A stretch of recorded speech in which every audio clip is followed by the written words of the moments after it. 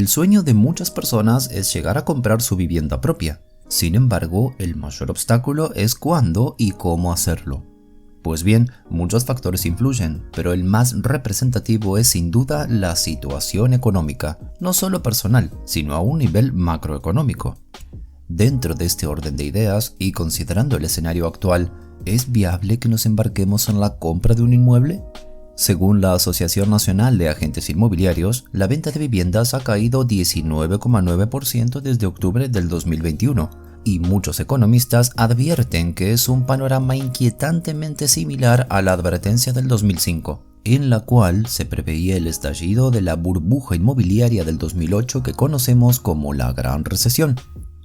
A lo largo de este año, el mercado inmobiliario ha ido disminuyendo su crecimiento paulativamente. Los precios de las propiedades pasaron de crecer un 15,6% para julio de este año a un 13% en agosto. Es más, de acuerdo al índice 20 ciudades de Case-Shiller, encargado de medir los precios en ciudades como Nueva York, Los Ángeles y San Francisco, se evidencia un declive de un 1,6% mensual.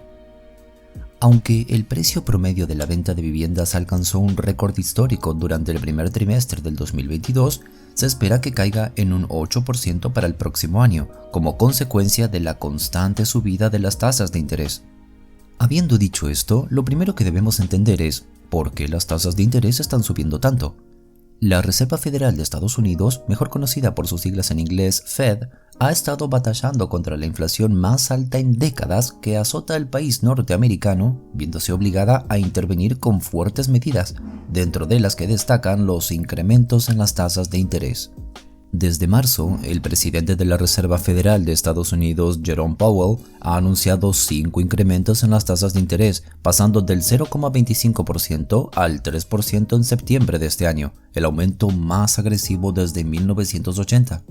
En ese sentido, el costo de pedir dinero prestado a los bancos sube.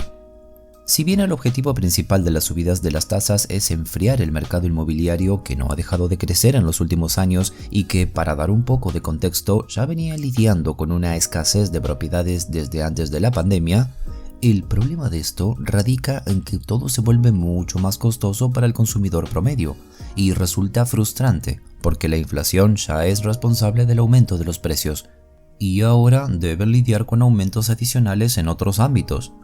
En efecto, los estadounidenses están gastando una mayor parte de sus ingresos para pagar sus hipotecas, llegando a constituir más del 30% de sus ingresos totales.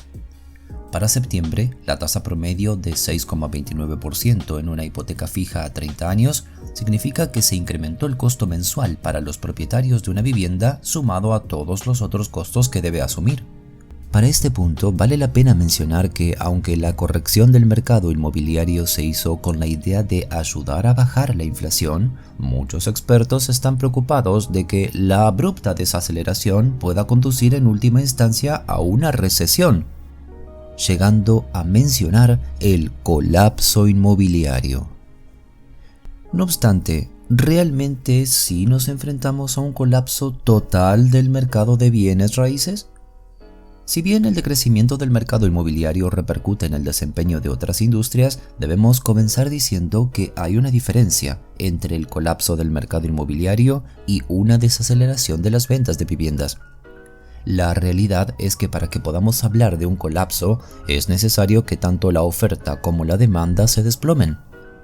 Hecha esta salvedad, y para explicar un poco más el tema, debemos retomar lo que Jerome Powell dijo en el mes de septiembre, y es que la Fed busca equilibrar la oferta y la demanda de inmuebles para que la adquisición de una propiedad no sea inalcanzable para el estadounidense promedio. El dilema es que puede ir demasiado lejos, causando un daño que, al igual que en el 2008, tome mucho tiempo para que las cifras se recuperen. Siendo así, analicemos la situación actual.